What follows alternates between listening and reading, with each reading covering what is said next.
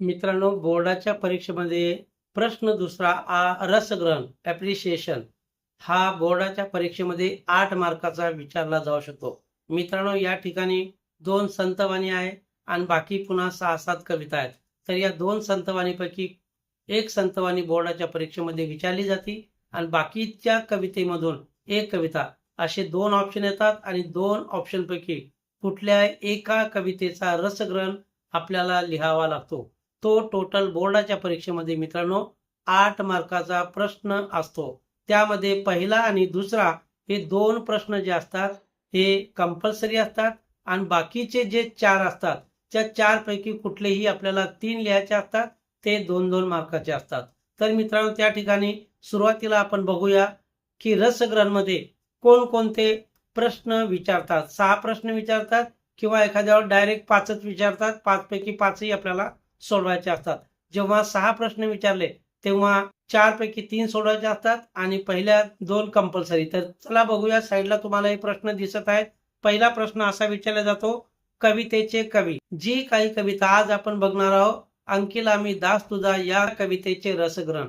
तर पहिला प्रश्न या ठिकाणी आपल्याला दिसतोय, कवितेचे कवी. कवितेचा विषय. कवितेतील पुढील 2 ओळींचा अर्थ लिहा. चौथा प्रश्न येणार, कवितेतून मिळणारा संदेश. 5वा प्रश्न येणार, कविता आवडण्याची व न आवडण्याची कारणे लिहा. आणि 6वा प्रश्न येणार, प्रस्तुत कवितेतील शब्दांचा अर्थ लिहा. हे 6 प्रश्न आहेत मित्रांनो. पहिला दुसरा कंपल्सरी आहे आणि बाकीचे जे 4 आहेत त्या 4 पैकी कुठलेही 3 सोडवायचे, म्हणजे टोटल 8 मार्काचा या ठिकाणी रसग्रहणाचा प्रश्न बोर्डाच्या परीक्षेत विचारला जातो. तर चला सुरू करूया. अंकिला मी दास तुझा या कवितेचे रसग्रहण करा. पहिला प्रश्न, कवितेचे कवी. तर उत्तर येणार मित्रांनो, या कवितेचे कवी संत नामदेव महाराज आहेत. 1 मार्क्स पक्का आपला. दुसरा प्रश्न, कवितेचा विषय. देवाला आई मानून देवरूपी मातेने बाळाचा म्हणजे आपला सांभाळ मायेने करावा अशी विनवणी करणारा हा अभंग आहे. हा या कवितेचा विषय होईल. तीसरा प्रश्न, कवितेतून पुढील 2 ओळीचा अर्थ लिहा. कोई भी 2 लाइन कविता का 2 लाइन यहाँ पे दे देंगे और उसका मीनिंग लिखना है, समरी लिखना है, भावार्थ लिखना है. तो पहले कविता का दिया है, अग्नि माझे पडे बाळो माता धावे कनवाळो. ये 2 लाइन है कविता का. उसका अर्थ ऐसा आएगा, जर समजा बाळ आगीमध्ये चुकून पडला, जर समजा बाळ आगीमध्ये चुकून पडला तर दयाळू आई त्याचे रक्षण करण्यासाठी धावत जाते. चौथा, कवितेतून मिळणारा संदेश.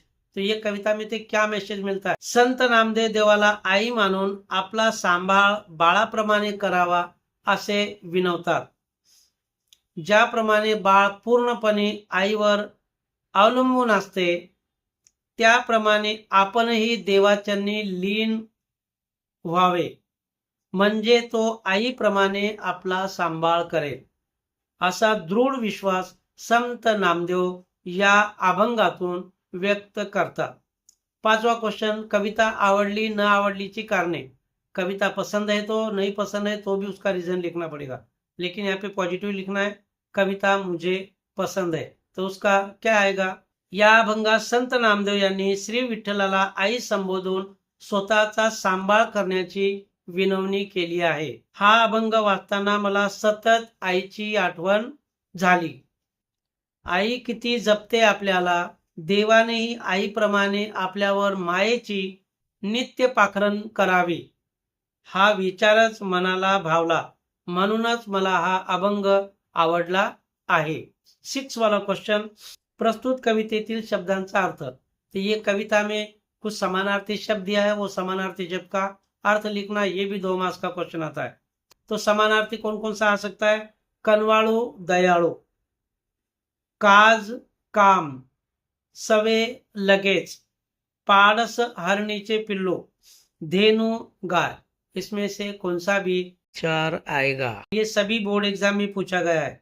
तो इसी तरह ये 2 मार्क्स का आएगा.